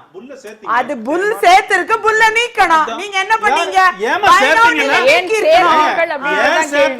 பதில் சொல்ல மாட்டாங்க. அதாவது இவங்க சேர்த்ததுனால தான் 1000 வருஷமா நடந்து பேன் ஆயிடுச்சு. இப்போ பண்ண முடியாம இருக்கிறோம். இங்க பாருங்க, அப்படியே சேர்த்திருந்தா சுப்ரீம் கோர்ட் வந்து ஒண்ணுல அதை நீக்க முடியாதுங்கறாங்களே. நீக்க மறுத்திருந்தா பார்லிமெண்ட்ல கொண்டாங்க. சுப்ரீம் கோர்ட் என்ன சொல்றாங்க? நீக்கிறதுக்கு பார்லிமெண்ட்ல கொண்டாங்க. சுப்ரீம் கோர்ட்ல பிரச்சனை என்னன்னா, நீங்க போட்டதனால தான் சுப்ரீம் கோர்ட்ல மாட்டிக்கிச்சு. இல்ல இந்த பிரச்சனையே இருக்காது. பாஜக தரப்புல சட்ட ரீதியான போராட்டங்கள் நடைபெற்றுக் கொண்டிருக்கக்கூடிய இதே நேரத்தில் ஒரு புறம் வந்து மத்தியில் ஆளுங்கட்சியாக இருக்கக்கூடிய பாஜக ஜல்லிக்கட்டை நடத்துவதற்கான சட்ட ரீதியான சாத்தியக்கூறுகள் எடுக்கக்கூடிய இடத்தில் இருக்கக்கூடிய பாஜக, மறுபுறம் தமிழக பாஜகவினுடைய தலைவர்கள் ஜல்லிக்கட்டை நடத்துவோம் என்று உறுதி அளித்துக் கொண்டு இன்னொரு புறம் மாடுகளை அவிழ்த்து விடுவதும் வந்து ஒரு வகையான அறப்போராட்டம் என்று கூறுவதும், பாஜக தலைவர்களும் அவர்களுடைய காளைகளை அவிழ்த்து விட்டு ஒரு புறம் வந்து ஜல்லிக்கட்டில் பங்கேற்பதும், இது இரண்டு வகையான நிலைப்பாடு ஒரே கட்சியில் அவங்களோட அமைச்சர்கள் தானே ஜல்லிக்கட்டு கூடாதுங்கிறாங்க. அப்புறம் இருங்க, பாஜக அமைச்சர்கள் தானே. மேனகா காந்தி யாரு? பாஜக தானே. அவங்க தானே சொல்றாங்க. Maneka Gandhi environment forest minister இல்ல, ஜெயராம் ரமேஷ் என்விரான்மென்ட் மினிஸ்டர். அவர்தான் போட்டது சட்டம். நீங்க எந்த மினிஸ்டரா இருந்தா என்னங்க? Maneka Gandhi she is part of the organization and animal husbandry. because of you banned. இப்ப பாருங்க, மத்தியில் ஒரு நிலைப்பாடு, மாநிலத்தில் ஒரு நிலைப்பாடு இல்ல. மத்திய அரசாங்கம்ங்கறத பொறுத்த வரைக்கும் ஒரு கட்சி அரசாங்கம் ரெண்டு பிரிச்சு பார்க்கணும். எங்களை பொறுத்த வரைக்கும் BJP we are for it and மத்திய அரசாங்கம் ஜல்லிக்கட்டு ஆதரிக்குது. ஆனால் மத்திய அரசாங்கத்துக்கு இருக்கிற பிரச்சனை என்னன்னா, அது வந்து உச்சநீதிமன்றத்தில் கேஸ் இருக்கும் பொழுது நான் என்ன சொல்றேங்க, உச்சநீதிமன்றம் இப்போ ஜட்மெண்ட் கொடுத்து நமக்கு ஃபேவர்ல வந்துருச்சு, முடிஞ்சே போச்சு. எல்லாருமே என்ஜாய் பண்ணலாம், சந்தோஷப்படலாம், நல்லா அந்த இதை கொண்டாடலாம், விளையாட்டை கொண்டாடலாம். ஆனா அப்படி வராதப்ப என்ன பண்ணணும்? மத்திய அரசாங்கம் அதற்கு அடுத்த முடிவு எடுக்க முடிக்கும். இப்ப பண்ணலாமே. இப்ப அப்படித்தான் கொண்டு வந்தோம். அப்படித்தான் போன முறை கொண்டு வந்தோம். புல்லு இருந்தாலும் கூட நடக்கலாம் கொண்டு வந்தோம். அதுதான் இன்னைக்கு சுப்ரீம் கோர்ட்ல புல்லு இருந்தாலும் கொண்டு வந்தோம். அதான் தப்பு. அதான் தப்பு. அதுலதான் உங்களோட தவறான நடைமுறை. மாநில அரசும் சரி, மத்திய அரசும் சரி 14 ஜட்ஜ்மென்ட் படிச்சாங்கன்னா இப்படி பேசவே மாட்டாங்க. அப்படி பண்ண முடியாது. மாநில அரசு, மத்திய அரசு, எதிர்க்கட்சிகள் எல்லாரும் வந்து மக்கள் பிரதிநிதிகளாக இருக்கக்கூடிய எல்லாருமே இப்ப வந்து நீதிமன்றத்தின் கையில மட்டும்தான் வந்து இந்த பிரச்சனை இருக்கு அப்படின்ற வாதத்தை முன் வச்சிட்டு இருக்கீங்க. இப்ப மத்திய அரசினுடைய நிலைப்பாடும் சரி, மாநில அரசினுடைய நிலைப்பாடும் சரி, இல்ல எதிர்க்கட்சிகள் யார் மீது குற்றம் சாட்டப்படுகிறதோ எதிர்க்கட்சிகளும் சரி, எல்லாருமே வந்து இது வந்து சட்டத்தின் கையில் இருக்கிறது, எங்களிடம் கையில் இல்லை அப்படின்னு தான் வந்து சொல்றாங்க. சோ இந்த விஷயத்தை வந்து சட்ட நுணுக்கங்கள் புரியாமல் இளைஞர்கள் இன்று களத்தில் இறங்கி விட்டார்கள் அப்படின்ற வாதத்தை எடுத்துப்பீங்களா நீங்க? ஐயோ அம்மா, இவங்க எல்லாருமே வந்து பாத்தீங்கன்னா அரசியல் அரசியல் அரசியல் தான் பண்றாங்க. எங்க இளைஞர்கள்லாம் நாங்க வந்து படிக்காமல்ல, எங்களே சட்டக்கல்லூரி மாணவர்கள் இருக்காங்க, பொறியாளர் இருக்காங்க, மருத்துவர்லாம் இருக்காங்க. இவங்க எங்களை வந்து படிக்காத முட்டாள் மாதிரியே இவங்க வந்து ட்ரீட் பண்றாங்க. நல்லா தெரிஞ்சுக்கோங்கம்மா. இவங்க இன்னும் எத்தனை வருட காலத்துக்கு திமுகவையும் காங்கிரஸையும் குறை அப்படியே சொல்லிக்கிட்டே இருக்க போறாங்கன்றது எங்களுக்கு தெரியல. இன்னும் விடிவுகாலம் தெரியல. இன்னும் உச்சநீதிமன்றத்தில் வழக்கு இருக்கு. அது எப்போ வரும்ன்றது யாருக்குமே தெரியல. அது எப்போ வழக்கு முடிவுக்கு வரும், எப்போ தீர்ப்பு சொல்ல போறாங்க யாருக்கும் தெரியல. இந்த வருஷத்தை பூரா இவங்க இப்படியே கூட ஓட்டிடுவாங்க. ஏன்னா கடந்த 2 ஆண்டுகள் பாஜக வந்து அதை செஞ்சுட்டாங்க. இந்த வருடம் நிச்சயமாக ஜல்லிக்கட்டு நடக்கும். அதுவும் மோடி பொங்கல். அதுல நீங்க நல்லா கேட்டீங்கன்னா மோடி பொங்கல் எங்களுக்கெல்லாம் இன்னும் நினைச்சா எங்களுக்கெல்லாம் அப்படியே ரத்தம் கொதிக்குதுங்கம்மா. நாங்க திமுக காங்கிரஸை ஏற்கனவே புறக்கணிச்சிட்டோம். நாங்க யாரையும் அரசியல் சாயம் பூச வரல. இன்னைக்கு ஆளுங்கட்சியா இருக்கக்கூடிய மாநில அரசா இருக்கட்டும், மத்திய அரசாங்கத்தை நோக்கி தான் எங்க குரல் வந்து இருக்கும். ஆளுமையில யார் இருக்காங்களோ அவங்க தான் எங்களோட குறைகள் நாங்க சொல்ல முடியும். இப்ப நாங்க யாரையும் தனிப்பட்ட விதமா விமர்சனம் பண்ணல. நாங்க தயவு செஞ்சு இந்த பாஜக அரசு காலில் விழுந்து கூட கேட்கிறோம், உங்களது சுப்பிரமணிய சாமியையும் மேனகா காந்தியையும் தனிப்பட்ட விதமாக எந்த ஒரு குரலையும் எழுப்ப சொல்லாதீர்கள். ஐயா ராகவன் ஐயா, உங்கள்கிட்ட நான் நேரடியா பதிகிறேன். உங்களது சுப்பிரமணிய சாமிக்கு அனைத்தும் தெரிந்தால் அவரை வாய மூடி இருக்க சொல்லுங்கள். மேனகா காந்தி அதே மாதிரிதான். கடந்த வருடம் அவங்க பதிவு பண்றாங்க, ஜல்லிக்கட்டு வந்து காட்டு மிராண்டித்தனம், அது பழமையான நூற்றாண்டை சேர்ந்தது இல்லைன்னு. ஏன் நீங்க உங்க கட்சியில் இருக்கவங்களாம் சொல்ல மாட்டீங்களா? அவங்க வாயடிக்க சொல்லி உங்களுக்கு சொல்ல மாட்டீங்களா? சுப்பிரமணிய சாமி எந்த தைரியத்தில், அவர் மதுரை மாவட்டத்து சோழவந்தானை சேர்ந்தவர், அவருக்கு அது கருத்து பதிவு பண்ணா தமிழ்நாடு பொறுக்கிசின்னு ட்விட்டர்ல பதிகிறாரு. தமிழ்நாட்டில் இருக்கவங்களா பொறுக்கியா? 16/11/2016 வழக்கு வந்து இறுதி விசாரணை எட்டுச்சு இந்த மத்திய அரசுடைய நோட்டிபிகேஷன் பேர்ல. தானாக வந்து தான் அந்த சுப்பிரமணிய சாமி ஆஜராகி வாதாடினாரு. இல்லைன்னா எங்களுக்கு அன்னைக்கே நடக்கும் நடக்காத தீர்ப்பு கிடைச்சிருக்கும். அவர் தனிப்பட்ட விமர்சனங்களை தவிர்த்து விடலாம். இப்போ பாருங்க, டாக்டர் சுப்பிரமணியம் சுவாமியும் ஜல்லிக்கட்டு நடத்தணும் தான் ஆர்கியூ பண்ணிட்டு இருக்காரு. உங்களுக்கு அதான் சொல்லணும், அரசியலை விட்டு வெளில வாங்க திரு பிரகாஷ், அரசியலை விட்டு வெளில வாங்க. நீங்க திமுகவையோ காங்கிரஸையோ காரணம் அதுன்னு ஒரு தடவை கூட உங்களால சொல்ல முடியல. நீங்க ஜல்லிக்கட்டு பேரவையில பொறுப்பாளரா இருக்கிறீங்க. இது ஏன்டா தடை வந்ததுன்னு பேசவே மாட்டீங்க. அப்ப உங்களுக்கு நோக்கம் இருக்குன்னா மீண்டும் சொல்றேன், நீங்க பிரச்சனையை பத்தி பேச மாட்டேங்கிறீங்க. மத்திய அரசாங்கத்தை மோடி பிஜேபி நோக்கம் திமுகவையும் காங்கிரஸையும் குற்றம் சாட்டாததனாலேயே அவர்களுக்கு நோக்கம் இருக்கிறது என்று ஆரம்பத்தையே பேச மறுக்கிறவர் எப்படிங்க அந்த பேரவையினுடைய தலைவர் பொறுப்பில் இருக்கக்கூடியது மத்தியில் பாஜகவும் மாநிலத்தில் அதிமுகவும் யாருமே இல்லைன்னு சொல்லலாமா? இந்த நீங்கள் இன்றைக்கு பொறுப்பில் இருக்கிற பாரதிய ஜனதா கட்சி ஒரு கோரிக்கை என்று வரும்பொழுது அதற்கு பொறுப்பாக கூடியது மத்தியில் இருக்கக்கூடியது மாநிலத்தில் இருக்கக்கூடிய அரசாங்கம் தானே இருக்க முடியும். திமுகவுக்கும் காங்கிரஸ் மீதும் குற்றம் சாட்டவில்லை என்பதனாலே அவர்கள் நோக்கம் இருக்கிறது என்று எப்படி நான் கேட்கிறேன். இப்ப கூட மத்திய அரசாங்கத்தை கேட்டுக்கிறோம்னு சொல்றது ஒன்றும் தப்பா சொல்லல. மத்திய அரசாங்கத்துக்கு கடமை இருக்கு பிரகாஷ், மத்திய அரசாங்கத்துக்கு கடமை இருக்குங்கிறது நான் இல்லைன்னு சொல்லல. ஆனால் நீங்க பிரச்சனையுடைய ஆரம்பம் எதுன்னு பேசவே விரும்பல. நீங்க காமன் மேன்னா அது தெரியாம இருக்கலாம். ஜல்லிக்கட்டு பேரவையோட முக்கிய பொறுப்பாளர் நீங்க பேசிட்டு இருக்கீங்க. அதுதான் இன்னைக்கு காரணம். அதை விலக்குவதற்காகத்தான் மத்திய அரசாங்கம் நீதிமன்றத்தில் விவாதங்களை வைத்திருக்கிறது, வாதங்களை வைத்திருக்கிறது. நீங்க சொல்ற டாக்டர் சுப்பிரமணியன் சாமி பீட்டாக்காக ஆர்கியூ பண்ணல. டாக்டர் சுப்பிரமணியன் சாமி ஆர்கியூ பண்றதே ஜல்லிக்கட்டு வேணும் தான். அவருடைய இதுலயே போய் பாருங்க என்னெல்லாம் ஆர்கியூ பண்ணிருக்கேன்னு போட்டிருக்கிறார். அதனால தேவையில்லாமல் இவர்களுக்கு பிஜேபியை குறை சொல்லணும் பேசிட்டு இருக்காதீங்க. பிரச்சனைக்கு தீர்வை பத்தி சொல்லுங்க, நம்ம எல்லாம் சேர்ந்து பண்ணுவோம். நம்ம எல்லாம் சேர்ந்து தீர்வை நீங்க சொல்லுங்க. ஜட்மெண்ட் வெளியிட சொல்லி இருக்கலாம், என்ன வேணா பண்ணி இருக்கலாம். ஏன் பண்ணல? நாங்க எங்கள் சார்பா நாங்க கேட்டோமே, டெல்லியில கேட்டோம். ஐயா நீங்க நான் வந்து எங்களோட நோக்கம் வந்து உங்களை குறை சொல்றது இல்ல, நீங்க தீர்வு சொல்லுங்க. நாங்க இப்பதுக்குள்ள ஜல்லிக்கட்டு நடத்துறதுக்கு அசூரன்ஸ் கொடுப்போம். 2.5 ஆண்டுகள் 3 ஆண்டுகள் எடுத்துக்கிட்டீங்க. 3 வருடம் எடுத்துக்கிட்டீங்கன்னு பேசுறது நம்ம வன்மையா கண்டிக்கிறேன். தவறு. ஜட்ஜ்மென்ட்ல என்ன போட்டுருக்கு? 2014 ஆட்சிக்கு வரதுக்கு முன்னாடி தடை ஜட்ஜ்மென்ட் கேள்விக்கு நகர வேண்டிய அவசியம் இருக்கிறது. இத்தனை ஆண்டுகள் நடைபெறவில்லை.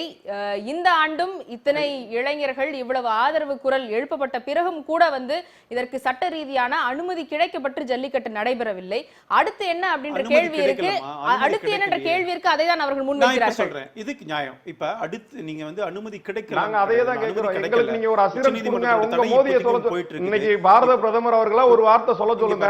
இளைஞர்களுக்கு நாங்க ஏத்துக்கிறோம். தடை போயிட்டு தான் இருக்கு. இப்போ நாங்க எதிர்பார்க்கிறது ஜட்ஜ்மென்ட் எனி டைம் வரலாம். ஏன்னா அவரே சொன்னார் நேற்றுக்கு அந்த பானுமதி ஜஸ்டிஸ் பானுமதி பெஞ்ச் என்ன சொன்னாங்க, நாங்க எல்லாம் ரெடியா இருக்கு, அப்போ எனி டைம் வரலாம் தான் எதிர்பார்க்கிறோம். அப்படி வரும் பொழுது நான் தான் சொன்னேன், தமிழ்நாட்டுல 5 மாதங்கள் நடக்கிறதுன்னு ஜல்லிக்கட்டு ரெகுலேஷன் ஆக்ட்லயும் இருக்கு, எப்படி நடத்தணும்னு சொல்லி இருக்கிறாங்க. நீங்க சொன்னீங்க இவங்களுடைய இன்னைக்கு இது போராட்டம் நாங்க வரவேற்கணும். இந்த போராட்டம் வந்து சட்டத்துல வந்து மக்கள் தங்களுடைய அதை வந்து காண்பிக்கிறதுக்கு போராட்டம் ஒரு வழி, அதுல ஒன்றும் தப்பு கிடையாது. ஆனா எப்படி நடக்கும்னு சொன்னா, ஒரு மாசத்துக்கு முன்னாடி நோட்டீஸ் கொடுத்தா அவங்களுக்குலாம் வந்து போலீஸ் அந்த ஒவ்வொரு அணிக்கும் ஒவ்வொரு ட்ரெஸ் கொடுத்து ஒரு மாசத்துக்கு முன்னாடி பர்மிஷன் வாங்கலாம் இருக்குது, சட்டத்துல இருந்தது. அந்த மாதிரிலாம் ஒரு ப்ரொசீஜர் ஃபாலோ பண்றாங்க. இன்னைக்கு அப்படி பண்ணல. ஒரு போராட்டம், இந்த போராட்டம் நானும் சொல்றேன் இது தேவையான போராட்டம். அதனாலதான் என்னுடைய தலைவர் எச் ராஜா கூட அவருடைய காலையை அழுத்து விட்டா நீங்களே இப்ப சொன்னீங்க.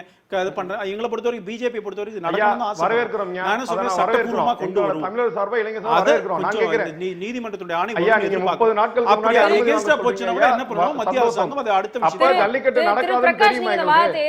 களத்துல நாங்க வந்து ஜல்லிக்கட்டு நடைபெற வேண்டும் என்றும் இளைஞர்களுக்கு ஆதரவு கொடுத்துதான் நாங்கள் இருக்கிறோம். அதற்காக தான் நாங்க வந்து எங்களுடைய தலைவர்களுடைய காளைகளை கூட வந்து ஜல்லிக்கட்டில் பங்கேற்பதற்கு அவர்கள் முன் வந்திருந்தார்கள். எனவே களத்தில் நாங்கள் ஆதரவு தருகிறோம். சட்ட ரீதியான போராட்டம் தொடர்வதற்கு இன்னும் காலம் தேவை அப்படின்ற வாதத்தை முன்வைக்கிறாங்க. இதை ஏத்துக்கிறீங்களா? சுப்ரீம் கோர்ட் ஜட்ஜ்மென்ட் கொடுத்தா அடுத்து நமக்கு சக்சஸ்ஃபுல்லா வந்தா நல்லது தானே? அம்மா ஏற்கனவே ஒரு விஷயம் தாங்கம்மா, ஐயா ராகவன் ஐயாவுக்கும் நான் ஐயாவுக்கு தெரியாத விஷயம் கிடையாது. நான் ஒரு இளைஞர் பேரவை அமைப்பை, தமிழ்நாடு ஜல்லிக்கட்டு இளைஞர் பேரவை அமைப்பா பேசுறேன். மாநில அரசு ஒரு ரிவ்யூ பெட்டிஷன் போட்டாங்க. 2014 ஒரு ரிவ்யூ பெட்டிஷன் போட்டாங்க. 30 நாள் கழிச்சு போட்டாங்க. இந்த ஜல்லிக்கட்டுக்கான தடை வந்ததுக்கு அப்புறம் அந்த வழக்கு விசாரணையே 2016 நவம்பர்ல வந்திருக்குங்கம்மா. நீங்க நல்லா நினைச்சு பாருங்க. நவம்பர்ல வந்திருக்கு அந்த வழக்கு விசாரணை. 1.5 ஆண்டுகள் ஆயிருக்கு அந்த வழக்கு விசாரணை வர்றதுக்கு. இப்ப உங்களுக்கு தீர்ப்புன்னு சொல்லியிருக்காங்க. எந்த வருடம் எந்த மாதம் கொடுக்க போறாங்க யாருக்கும் தெரியாது. நாங்க அது வரைக்கும் காத்துட்டு இருக்கணுமா? 3 ஆண்டுகள் நாங்க பொறுமையா காத்திருந்தது பத்தாது, சட்டத்தை மதிச்சது பத்தாது. ஏன் இந்த பக்கத்துல இருக்க ஆந்திரால நேத்து முதலமைச்சரே தட்டி கொடுத்து மாடுகளை அவுக்குறாரு. அங்க குடியரசுத் தலைவர் ஆட்சி அமல்படுத்திட்டாங்களா? திரு சுப்பிரமணியன் சாமி ஐயா சொன்னதை சொல்றேன். தடையை மீறி ஜல்லிக்கட்டு நடத்தினா நாங்க குடியரசு ஆட்சியை தான் அமல்படுத்தணும்ன்றாங்க. ஆந்திரால நடத்திருக்காங்க. 2-3 நாட்களாக தொடர்ந்து நடந்து கொண்டு வருகிறது ஜல்லிக்கட்டு. முதலமைச்சரின் தலைமையில் காவல்துறை அங்க நின்று வேடிக்கை பார்க்குது. அங்க இவங்க குடியரசு தலைவர் ஆட்சி கொண்டு வந்தாங்களா? ஒவ்வொரு மாநிலமும் சட்டத்தை மதிக்கணுன்றதுல எங்களுக்கு மாற்று கருத்து எதுவும் கிடையாது. ஆனா எங்களுக்கான உரிமைகள் தட்டி பறிக்கப்படுது. எங்களோட உரிமைகள் எங்க இருக்கு சொல்லுங்க? நாங்க இன்டர்நெட் போராடுறோமா? ஜல்லிக்கட்டு நடைபெற்றால் அது வந்து அந்த மாநில அரசினுடைய நிலைப்பாடு. தமிழகத்தில் நடைபெறவில்லை என்றால் இது இந்த மாநில அரசினுடைய நிலைப்பாடு, அதனுடைய வெளிப்பாடு அப்படின்னு மத்திய அமைச்சர் பொன் ராதாகிருஷ்ணன் அவர்கள் தெரிவித்திருக்கிறார். பொன் ராதாகிருஷ்ணன் இந்த உணர்வுகளை நாங்களும் பகிர்ந்துக்கிறோம் தான் அவர் சொன்னார். அப்பவே இன்னொன்று கூட சொன்னார், நான் மத்திய அமைச்சரா இல்லைன்னு சொன்னா நானும் கூட இதுல பங்கெடுப்பேன்னு கூட சொல்லியிருக்கிறார். திரு ஹெச் ராஜா இதை பங்கெடுத்தே எடுத்திருக்கிறார். அவரும் தென் மாநிலத்தை சார்ந்தவர் தான் செஞ்சிருக்கிறார். எங்களுடைய எண்ணம் இதுதான். நீங்க சொல்ற டாக்டர் சுப்பிரமணிய சுவாமி அவர்கள் பயன்படுத்தின சில வார்த்தைகள் எங்களுக்கு ஏற்புடையானது இல்லை. ஆனால் அந்த டாக்டர் சுப்பிரமணிய சுவாமியும் தான் ஜல்லிக்கட்டு வேணும் தான் இதுல ஆர்கியூ பண்ணியிருக்கிறார். அவருடைய இதுலயும் ஆர்குமெண்ட் அதுதான், இதே கேஸ்லயே அதான் அவரும் சேர்ந்து ஆர்கியூ பண்ணிருக்காரு. அதனால ஆந்திர பிரதேஷ்ல அப்படி பண்ணாங்களே இங்க ஏன் பண்ணலங்கிறதுக்கு மாநில அரசாங்கம் பதில் சொல்லட்டும். நான் பதில் சொல்றதுக்கு என்ன இருக்கு? இல்ல இதுல எப்படி மாநில அரசு இந்த விஷயத்துல எப்படி மாநில அரசு எப்படி பதில் சொல்ல முடியும்? அது மாநில அரசினுடைய நிலைப்பாட்டின் கீழ் வரும். எப்படி மாநில அரசிடம் எப்படி வந்து பிரச்சனையை விட முடியும்? திரு பிரகாஷ் என்ன சொல்றாரு, சந்திரபாபு நாயுடு பண்ணலாம்னு போது இங்க ஏன் நடக்கலன்னு கேட்கிறாரு. அதுக்கு மாநில அரசாங்கம் தான் சொல்லணும். எங்களை பொறுத்த வரைக்கும் நாம இந்த ஆர்ப்பாட்டத்தை ஆதரிக்கிறோம். எங்களுடைய பொறுத்த வரைக்கும் பிஜேபியோட ஸ்டாண்ட் இதுதான். எங்களுக்கு என்னன்னா நம்ம வந்து சட்ட ரீதியாக கூட வெல்ல வேண்டும் என்ற ஒரு ஆசை இருக்கிறது. அதற்காக இப்ப நம்ம எனி டைம் அதை எதிர்பார்த்துட்டு இருக்கிறோம். அது நமக்கு எதிராக போகும் என்று சொன்னால் அப்பொழுது மத்திய அரசாங்கம் என்ன நிலைப்பாடை எடுக்க வேண்டுமோ அப்ப எடுத்துப்போம். அப்பொழுது என்ன தேவையோ அந்த நிலைப்பாடை எடுத்துப்போம் அப்படின்னு சொல்லி. சோ இப்போ இதுக்கு ஒரு நிரந்தர தீர்வு என்ன அப்படின்னு கிடைக்காம தான் இருக்கு. பிரகாஷும் மீண்டும் மீண்டும் வைக்கக்கூடிய கேள்வி, 3 வருஷம் ஜட்மெண்ட்டை தள்ளி போட்டேன்னா அப்ப வரட்டும் இப்படியே ஓட்டிடுவாங்க. அப்படிதான் நடக்கும். அதுக்கு பதிலாக இன்றைக்கு அபரீத பலத்தோடு பாஜக வந்து மக்களவையில இருக்காங்க. அவங்க மாநிலங்களவையிலையும் பிற கட்சிகளும் ஆதரவு, இந்த ஜல்லிக்கட்டை பொறுத்தவரை ஓரளவுக்கு ஆதரவு இருக்கிற ஒரு நிலைப்பாடு தான் தெரியுது. அப்படி இருக்கும் பொழுது இந்த காளை வந்து இந்த லிஸ்ட்ல இருக்கிறத அமெண்ட்மெண்ட்டே கொண்டு வந்துடலாம், ஆக்ட்ல கொண்டு வரலாம். சுப்ரீம் கோர்ட் ஜட்மெண்ட்காக வெயிட் பண்ணணும்னு அவசியமே கிடையாது. கொண்டு வந்துட்டு அந்த நிறைவேற்றிட்டு கூட இந்த தடவை அலோவ் பண்ணியிருக்கலாம். இதை இல்லைன்னா மீண்டும் இந்த ஆண்டுக்கான, அப்படி இல்லைன்னா லாஸ்ட் இயர் கொடுத்த நோட்டிபிகேஷன் தான் சேலஞ்சில் இருக்கு. இந்த இயர் ஒரு fresh notification for so many டேஸ்ன்ட்டு கொடுத்துருக்கலாம். மீண்டும் மீண்டும் வைக்கக்கூடிய வாதம் தான். ஆனால் பெரிய விஷயம் அமைச்சர் ஒப்புதல் பண்ண முடிஞ்சதுதான். காங்கிரஸ் கட்சி காங்கிரஸ் கட்சி 2014 ஆட்சிக்கு வந்து ஜல்லிக்கட்டு தடை பண்ணுவோம் இப்ப சொன்னீங்க. 5 மாசம் காங்கிரஸ் பாஜகவும் மாற்றி மாற்றி குற்றம் சொல்லி சொல்லிக் கொள்வதை தாண்டி நான் கையில வச்சிருக்கிற ஆதாரம் மாறி மாறி குற்றம் சொல்லிக் கொள்வதை தாண்டி இளைஞர்கள் இன்று களத்தில் வந்தா ஜல்லிக்கட்டே வராது. நாம் கடந்த சில நாட்களாக பார்க்க மற்றொரு விஷயம், இளைஞர்களிடமும் இல்ல ஜல்லிக்கட்டு ஆதரவு இருந்தா ஜல்லிக்கட்டுக்கு ஆதரவாக பேசக்கூடியவர்களுடைய கோபம் பீட்டா என்ற அமைப்பின் மீது வந்து திமுக தரப்பிலிருந்தும் கூட வந்து பீட்டா அமைப்பை தடை செய்ய வேண்டும் அப்படின்ற கோரிக்கை எழுந்திருக்கு. பீட்டா அமைப்பை பத்தி நான் பேசுவதையே வந்து அவமானமாக கருதுகிறேன்னு சொல்லி பாஜக தரப்பிலிருந்து கருத்துகள் வெளியிடப்பட்டிருக்கிறது. இப்போ வழக்கு போட்ட பீட்டாவின் மீது மட்டுமே வந்து இந்த கோபத்தை திருப்புவது அப்படின்றது எந்த அளவுக்கு நியாயம் நினைக்கிறீங்க? இல்ல அது வந்து இப்போ எல்லாம் இவங்க யாராலையும் இந்த பிரச்சனையை அணுக முடியல, இதுல உள்ள வரக்கூடாது, கைவிட்டுறணும்னு நினைக்கிறதுனால பீட்டா மேல திருப்பி விடுற மாதிரி தான் தெரியுது. அப்படிதான் நான் நினைக்கிறேன். அந்த வகையில வந்து செயல் தலைவர் ஸ்டாலின் அவர்களும் இல்ல அது என்னை பொறுத்தவரை இவங்க வந்து பீட்டா வந்து அந்த கேஸை முன்னெடுத்து போனாங்க. அது வந்து இந்த மிருகங்கள் சம்பந்தமான விஷயங்கள்ல அந்த அனுதாபங்கள் அவங்களுக்கு இருக்கிறதுனால அவங்க பண்ணியிருக்காங்க. ஆனா அதே நேரம் பாரம்பரியம் என்பது பார்க்க போனால் இதற்கு ஆதரவு தமிழகத்தில் குறிப்பா அதிகமா இருக்கு. பிற மாநிலங்கள்ல எங்கேயும் இது பெருசா பேச இளைஞர்களுடைய உணர்வுகள், உணர்ச்சிகள், கோபம் வேற திசையில் திருப்பப்படுகிறதோ? அதாவது இந்த ஒரு மாநிலம் சம்பந்தப்பட்ட விஷயமா தான் பார்க்கப்படுது. ஆகையால் இந்த ஒரு மாநிலத்தை பொறுத்தவரை நம்முடைய பாரம்பரியத்தை பாராட்டும் அளவிற்கு மாநில அரசு அதுக்கு ஒரு முக்கியத்துவம் அளித்து அதை வந்து சுப்ரீம் கோர்ட்ல தாக்கல் பண்ணி இருக்கணும். ஒரு அட்வான்ஸ் பெட்டிஷன் போட்டு ஒரு 15 days நாங்க எங்க அதிகாரத்துல இதை பெர்மிட் பண்றோம், புல்ல வந்து லிஸ்ட்ல இருந்தாலும் நாங்க ஒரு சட்டம் போட்டு நாங்க பெர்மிட் பிரகாஷ், நீங்கள் சட்டப்பேரவையில குறிப்பிட்டீர்கள். இளைஞர்களும் சரி, அங்க களத்துல இருந்தவர்களும் கூட, ஜல்லிக்கட்டுக்கு ஆதரவாக குரல் எழுப்புவர்களும் பீட்டாவுக்கு எதிராக தங்களுடைய கோபத்தை வெளிப்படுத்தக்கூடிய போக்கை நாம் காண முடிகிறது. இதற்கு என்ன காரணம் நினைக்கிறீங்க? நிச்சயமாங்கம்மா, நிச்சயமா சொல்றேங்கம்மா. பீட்டான்றது வந்து ஒரு அவங்க ஏவல் தான். நாங்க காங்கிரஸை வன்மையா கண்டிக்கிறோம். முதற்கண் வந்து இந்த ஜெய்ராம் ரமேஷ் இருக்கார் பாருங்க, அவர் என்விரான்மெண்ட் மினிஸ்டரா இருக்கும்போது அவருக்கு ஜல்லிக்கட்டுன்னா என்னன்னு தெரியாது. அவர் தான் வந்து காளை மாடை வந்து வனவிலங்கு காட்சிப்படுத்தக்கூடாத பட்டியலில் போய் இணைக்கிறாரு. நாங்க அப்பயே வன்மையா கண்டு வச்சு நாங்க நிறைய கோரிக்கைகள் வச்சோம். அப்பெல்லாம் கை கட்டி நின்று வேடிக்கை பார்த்த இந்த காங்கிரஸ் அரசு தான் இன்னைக்கு எங்களுக்கு போராட வர்றாங்க. அதை நாங்க மிக வன்மையா கண்டிக்கிறோம். ஜெயந்தி நடராஜன் அம்மா வந்து இங்க நம்மளுக்கு அவங்க வந்து செய்தி தொடர்பாளர் இருந்தாங்க காங்கிரஸ்ல. அவங்கள்ட்ட 100-150 முறை நாங்க கோரிக்கை வச்சிருக்கோம். அம்மா நீங்க வந்து சொன்னீங்கன்னா அவங்க காளை மாட பட்டியலை நீக்குவாங்கன்னு எவ்வளவோ முயற்சி பண்ணோம். ஆனா காங்கிரஸை சேர்ந்தவர்கள் நிறைய பேர் இந்த பீட்டா அமைப்புல அனிமல் வெல்ஃபேர் போர்டுல மெம்பரா இருக்காங்க. அதுக்கு வந்து நிறைய சாட்சிகள் இருக்கு, எல்லாமே இருக்கு. நாங்க அவங்க ஆட்சியில் இல்லாத காரணத்தால காங்கிரஸ் இன்னைக்கு குறை கூறல, எங்க கோரிக்கையில அவங்ககிட்ட வைக்கல. இதுக்கு உடனே வந்து காங்கிரஸ் தான் முழுக்க இன்னைக்கு இருக்கக்கூடிய பிரச்சனைகளுக்கு மூல காரணமே காங்கிரஸ் தான். அன்னைக்கு துணை போன திமுக வந்து அதுக்கு காரணம். ஆனா இன்னைக்கு அவங்க ஆட்சி பீடத்துல கிடையாது, அவங்கள்ட்ட எங்க கோரிக்கை வைக்க முடியாது. ஆனா நாங்க மத்திய அரசு இன்னைக்கு ஆட்சியில இருக்காங்க, பாஜக மாநில அரசு இருக்காங்க, இவங்கள்ட்ட தான் எங்களோட உரிமையை போய் நாங்க கேட்க முடியும். அவங்கள்ட்ட கேட்டு எங்களுக்கு என்ன போதுங்கம்மா நீங்க சொல்லுங்க, நாங்க என்னதான் அவங்கள்ட்ட போராடினாலும் எங்களுக்கு கிடைக்குமா? இன்னமும் கூட நீங்கள் இன்னும் களத்தில் தான் குழுமி இருக்கிறீர்கள். ஜல்லிக்கட்டுக்கான சட்ட ரீதியான அனுமதி கிடைத்தால் மட்டும்தான் ஜல்லிக்கட்டை நடத்த முடியும் அப்படின்ற ஒரு சூழல் நிலவுவது போல் தெரிகிறது.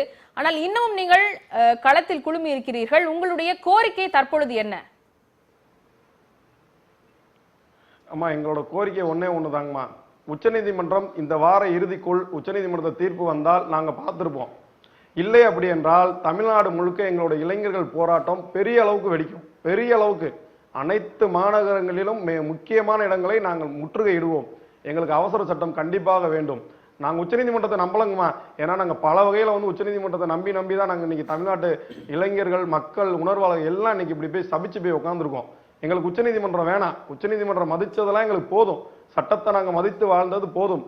எங்களுக்கு வந்து இந்த வார இறுதிக்குள் உச்சநீதிமன்ற தீர்ப்பு வந்தால் நாங்களும் அனைத்து தரப்பு மக்களோடு சேர்ந்து அதை உற்சாகத்தோடு கொண்டாட தயாராக இருக்கிறோம். ஆனால் இந்த வார இறுதிக்குள் வரவில்லை என்றால், ஏன்னா நாங்கள் அடுத்த வருஷம் இந்த கதையை கேட்க இங்க தயாரா இல்லை. 2018 பொங்கல் எங்களுக்கு வேணாம், நீங்க ஒன்னும் எங்களுக்கு தர வேணாம். ஆனால் உச்சநீதிமன்ற தீர்ப்பு வரவில்லை என்றால் அவசர சட்டம் மத்திய அரசு உடனே ஏற்ற வேண்டும், அதற்குரிய நடவடிக்கைகளை மேற்கொள்ள வேண்டும். இல்லை என்றால் இந்த சீசனல் பொங்கலுக்கு போராடுற அந்த இது கிடையாது. வருடம் முழுவதும் அனைத்து இடங்களிலும் எங்களது இளைஞர்களின் போராட்டம் தீவிரமாக இருக்கும். இதை நான் நேரடியாகவே அனைத்து கட்சிகளுக்கும் தெரிவிச்சுக்கிறேன். இன்று கூடியிருக்கக்கூடிய இளைஞர்கள் ஒரு தலைவரின் கீழோ அல்லது ஒரு அமைப்பின் கீழோ அல்லது ஒரு அரசியல் கட்சியின் கீழோ வந்து குழுமி இருக்கக்கூடிய இளைஞர்கள் கிடையாது. அந்த பட்சத்துல இந்த போராட்டத்தில் இளைஞர்கள் தொடர்ந்து இருப்பார்கள் அப்படின்றதுக்கு நீங்க எப்படி வந்து உறுதி அளிக்க முடியும்? நிச்சயமாங்கம்மா. நாங்க எல்லாருமே இன்னைக்கு வந்திருக்கக்கூடிய இளைஞர்கள் எல்லாருமே பாத்தீங்கன்னா எல்லாம் முகநூல், பகிரி போன்ற தகவல் தொழில்நுட்பத்துல தான் எங்களோட நண்பர்களா இருக்காங்க. நாங்க எல்லாரும் கூடவும் ஏதோ ஒரு வகையில தொடர்புல இருந்துகிட்டே இருக்கோம். எங்கள்கிட்ட ஒரு ஆள்கிட்ட இருந்து தகவல் பரிமாறப்பட்டுட்டு தான் இருக்கு. நாங்க சொல்ற வழிமுறைகளை தான் அவங்க ஃபாலோ பண்ணி இப்போ வரைக்கும் அங்க உண்ணாவிரதத்துல தொடர்ந்து களத்துல இருந்துகிட்டு இருக்காங்க. அவங்களாம் நாங்க வந்து யாருமே வந்து உணர்வாளர்களாக தான் வந்திருக்காங்க. எந்தவித ஒரு நிபந்தனையோட இங்க வரலவங்க. இந்த வருடம் ஜல்லிக்கட்டு நாங்க மீட்டு எடுக்கணும் அப்படின்ற ஒருமித்த குரல், அனைவருக்கும் இளைஞர்களும் ஒழிக்கக்கூடிய ஒரே குரல். இதுக்கு தலைவர் இருந்து சொல்லணும்னு அவசியம் இல்லை. அனைத்து இளைஞர்களுக்கும் ஒரே குரல் தான், எங்களுக்கு ஜல்லிக்கட்டு வேணும். ஒன்னு அவசர சட்டம் வேணும், இல்ல நிரந்தர தீர்வு வேணும். இவங்க அந்த தற்காலிகமா அந்த ஜனவரியில இருந்து மே வரைக்கும் தான் கொடுப்பேன்னாங்கன்னா திரும்பவும் போராட்டம் வெடிக்கும் தமிழ்நாட்டில். ஏன்னா எங்களுக்கு அது வேணாம். நாங்க வந்து ஜனவரியில ஆரம்பிச்சு டிசம்பர் வரைக்கும் ஜல்லிக்கட்டு நடத்தினவங்க. அதை முடக்குனது காங்கிரஸும் திமுக தான். அதை நான் இந்த நேரத்தில் நான் வந்து நிச்சயமா பதிவு பண்ணணும். ஏன்னா அவங்க தான் இந்த ரெஸ்ட்ரிக்ஷன் கொண்டு வந்தாங்க. அதுக்கு முன்னாடி நாங்க 12வது மாதம் வரைக்கும் நடத்தினோம், மார்கழி வரைக்கும். வருடம் பூரா அங்க ஜல்லிக்கட்டு நடக்கும். இன்னைக்கு நாங்க மத்திய அரசு வைக்கக்கூடிய கோரிக்கை இதுதான். நாளைக்கு அவசர சட்டம் கொண்டு வந்தாலும் ஒரு சட்டமே அவங்க ஏற்றினாலும் நிச்சயமாக வருடம் முழுவதும் ஜல்லிக்கட்டு நடப்பதுக்குரிய விதிமுறைகளை உங்களுக்கு கொடுத்தாதான் அது ஜல்லிக்கட்டுக்குரிய நிரந்தர தீர்வாகும். இந்த 5 மாசம் நடத்தணும் கொடுக்கறது வந்து திரும்பவும் அதே பிரச்சனையில தான் வந்து நிற்கும். இப்ப எங்க இளைஞர்கள் எல்லாம் களத்துல வந்து ஜல்லிக்கட்டுக்குரிய நிரந்தர தீர்வு 8 நாள் மட்டும்தான் அவங்க களத்துல வந்து தன்னுடைய போராட்டத்தை முடிச்சுக்கிடுவாங்க. திரு பிரகாஷ், நான் வந்து என்ன சொல்ல வரேன்னா, நான் சொல்லலை 5 மாசம்னு. பாரதிய ஜனதா கட்சியும் மத்திய அரசாங்கம் 5 மாசம்லாம் சொல்லலை. உச்சநீதிமன்றத்தில் 2010 அவங்க சொன்னாங்க இந்த 5 மாசம் வரைக்கும். இதை வந்து 2009 அவங்களும் ஏன் சொன்னாங்கன்னா, ஒரு நிமிஷம் please listen 2009 Tamil Nadu government jallikattu regulation act கொண்டு வரும்போது அதுல 5 மாசம் சொல்லியிருந்தாங்க. அதனால உச்சநீதிமன்றம் கூட 2010 சரி இந்த 5 மாசம் நடத்திக்கலாம்னு சொன்னாங்களே தவிர யாரும் ரெஸ்ட்ரிக்ட் பண்ணல. இந்த மாதத்துல இருந்து அந்த மாதம் அது சட்டத்துல இருந்து அந்த சட்டத்தை இப்ப தள்ளுபடி பண்ணிட்டாங்க. அந்த சட்டம் செல்லாதுன்னு சுப்ரீம் கோர்ட் அனௌன்ஸ் பண்ணிட்டாங்க. ஒரு நாள் கூட நடைபெறுவதற்கான சட்ட ரீதியான அதுதான் அவர் சொன்ன ஒரு விஷயம் களத்தில் இருக்கிறார்கள். நாங்கள் எங்கள் போராட்டத்தை தொடருவோம் அப்படின்னு சொல்லியிருக்காங்க. இன்னும் வந்து மாநிலம் முழுவதும் கூட போராட்டங்கள் நடைபெறுவதற்கான வாய்ப்புகள் இருக்குன்னு சொல்லியிருக்காங்க. இன்றைய நிலவரத்தை பார்த்தும் கூட வந்து மாநில அரசிடம் இருந்து ஒரு அறிக்கையோ அறிவிப்போ இல்ல இந்த சூழல் குறித்து என்ன அவர்களுடைய கருத்து என்ன, அடுத்து என்ன செய்ய போகிறார்கள் அப்படின்னு மாநில அரசிடம் இருந்து கருத்து கூட வெளிவரவில்லையே. அதாவது இன்றைக்கு வந்து நீங்க சொன்ன மாதிரி தமிழ்நாடு பூரா எல்லா இடங்கள்லையும் வந்து அந்த ஜல்லிக்கட்டு நடத்தணுங்கிற மாதிரி எல்லா ஒரு ஆர்ப்பாட்டம் ஒரு போராட்டம்.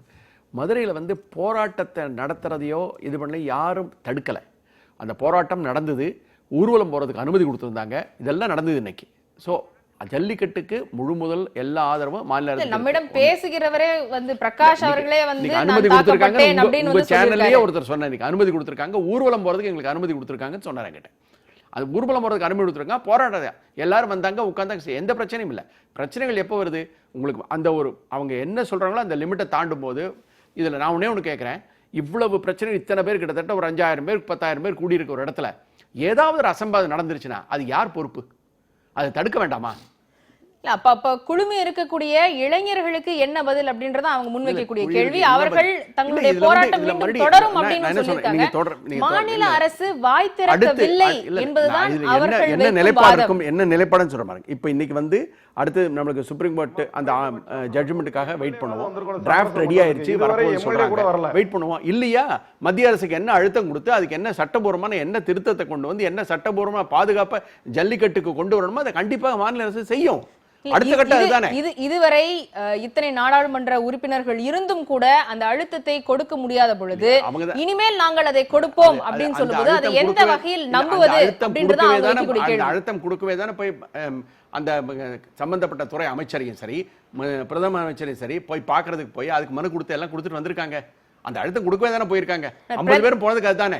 பிரதமரை நேரில் சந்திக்க முடியவில்லை. பிரதமர் அன்னைக்கு வந்து குஜராத்தில் ஒரு வருடம் முழுமையா முடிந்ததுக்கு அப்புறம் தெரியும் எல்லாருக்கும். போனாங்க அனில் தவே நினைக்கிறேன் அவரோட இந்த மினிஸ்டர் அவருக்கு பென்ஷன் கொடுத்துருக்காங்க, இந்த கொடுத்துருக்காங்க, எல்லாம் நடந்திருக்கு. அதனுடைய விளக்கங்கள் அதனுடைய என்னென்ன அதற்கு என்னென்ன ஒரு தாக்கங்களை ஏற்படுத்த வேண்டுமோ அது இனிமே நடக்கும். அதுக்கெல்லாம் இன்னைக்கு முடியல அப்படிங்கிறது நம்பிக்கை இருக்கு. as a lawyer நான் சொல்றேன் வந்துரும் நினைக்கிறேன்.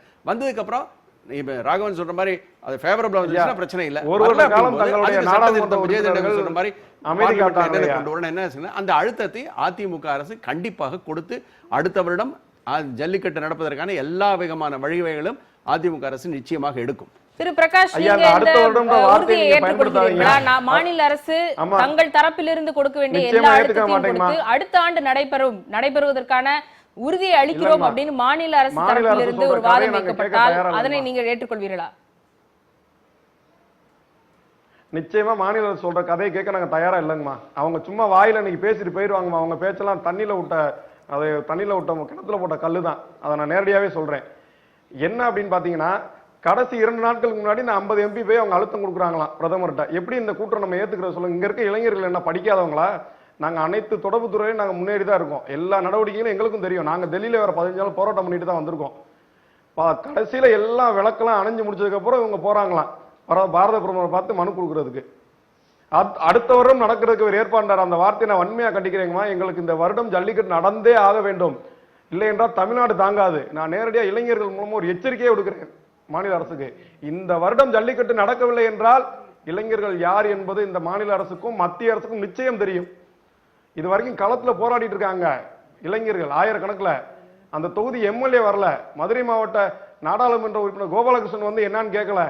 ஏன் எங்க இளைஞர்களோட உயிரை அவ்வளவு துச்சமா போச்சா உங்களுக்கு? பல்வேறுபட்ட மாவட்டங்கள் வந்து போராடிட்டு இருக்கான் வீடு வாசலை விட்டுட்டு. இது வரைக்கும் ஒருத்தவங்க வந்து என்னன்னு ஆதரவு சொல்ல வரல. ஏன் மாநில அரசு என்ன உத்தரவாதம் கொடுக்குறீங்க? நீங்க உங்க உத்தரவாதம் நாங்க ஏத்துக்கணுமா? இப்ப முடியாது. உயிர் தானே போகும். அதுக்கெல்லாம் துணிஞ்சுட்டோம். தடியடி நடத்துங்க, உயிரை எடுங்க. என் இனத்திற்கா எனது உயிர் போனால் மிகுந்த சந்தோஷத்தோடு நான் ஏற்றுக்கொள்கிறேன்.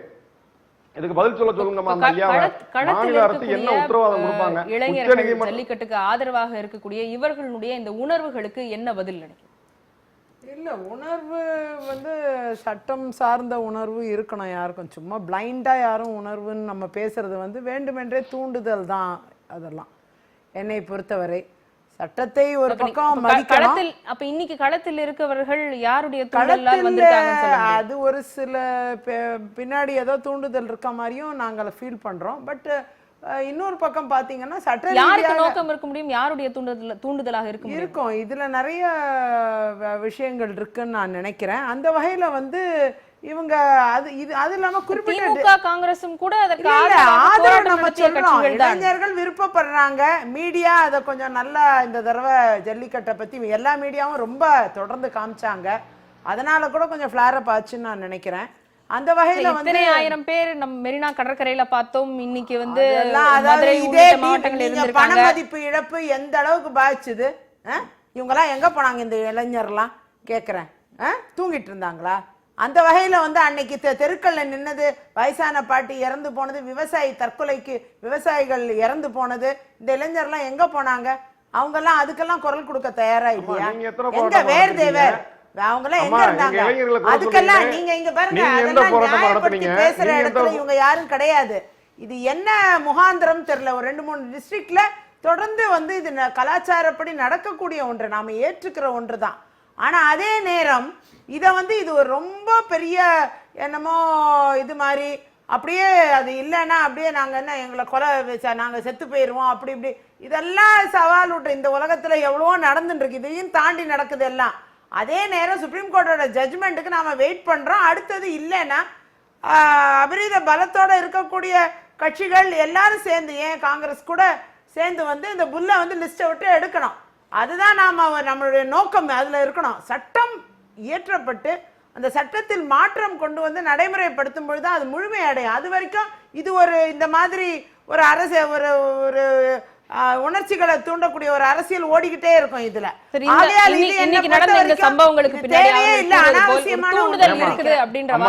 ஜல்லிக்கட்டு உங்களுக்கு அரசியலா போச்சாங்கம்மா? உங்க அரசியல் விளையாட்டுல எங்க ஜல்லிக்கட்டு கேக்குறீங்களா? கஷ்டப்பட்ட பண மதிப்பு பாதிக்கப்பட்ட மக்களுக்காக ஏதாவது பேசுனீங்களா? நீங்க எத்தனை போராட்டம் நடத்துறீங்க? வயசானவங்க, பாவப்பட்டவங்க, பண மதிப்புக்கு நீங்க எத்தனை போராட்டம் மதிப்பு இழப்புனால எவ்வளவு பாதிக்கப்பட்டாங்க? நீங்க எல்லாம் எங்க பதிவு செஞ்சிட்டீங்க. நீங்க உங்களுடைய கருத்து சொல்லுங்க. பாரதிய ஜனதா கட்சியை பொறுத்த வரைக்கும் நடந்த ஒரு விஷயம் வந்து, நான் அரசியல் தூண்டுதல் எல்லாம் சொல்ல மாட்டேன். அவங்களுடைய உணர்வு அதை நம்ம கண்டிப்பா மதிக்கிறோம், அதெல்லாம் இல்லைன்னு சொல்லலாம். ஆனால் கொஞ்சம் யதார்த்தத்தையும் நாம் புரிந்து கொள்ள வேண்டும் என்பது தான் எங்களை பொறுத்த வரைக்கும் நடக்க வேண்டும் என்பதற்காக. எனக்கு பர்சனலாக தெரியும், மரியாதைக்குரிய பொன் ராதாகிருஷ்ணன் அவர்கள் எவ்வளோ முயற்சி செஞ்சார். எல்லா ஜல்லிக்கட்டு அந்த போராட்ட குழுக்கள் அவங்களுடைய தலைவர்கள்லாம் கேட்டு பாருங்க, எல்லாருக்குமே தெரியும். பொன் ராதாகிருஷ்ணன் தனிப்பட்ட முறையில் அதுக்கு எடுத்த முயற்சிகள் எல்லாருக்கும் தெரியும். அதனால பத்திரிகையில வந்து அமைச்சர் பேட்டி கொடுக்கறதுனால சொல்றதுனால எதுவும் தீர்வாயிடாது. இவங்க என்ன செஞ்சிருக்கணும்? உண்மையாவே அந்த உணர்வெல்லாம் இப்ப கதை பேசுறாங்க. உண்மையாவே உணர்வெல்லாம் மதிக்கிறவங்களா இருந்தா இவங்க என்ன செஞ்சிருக்கணும்?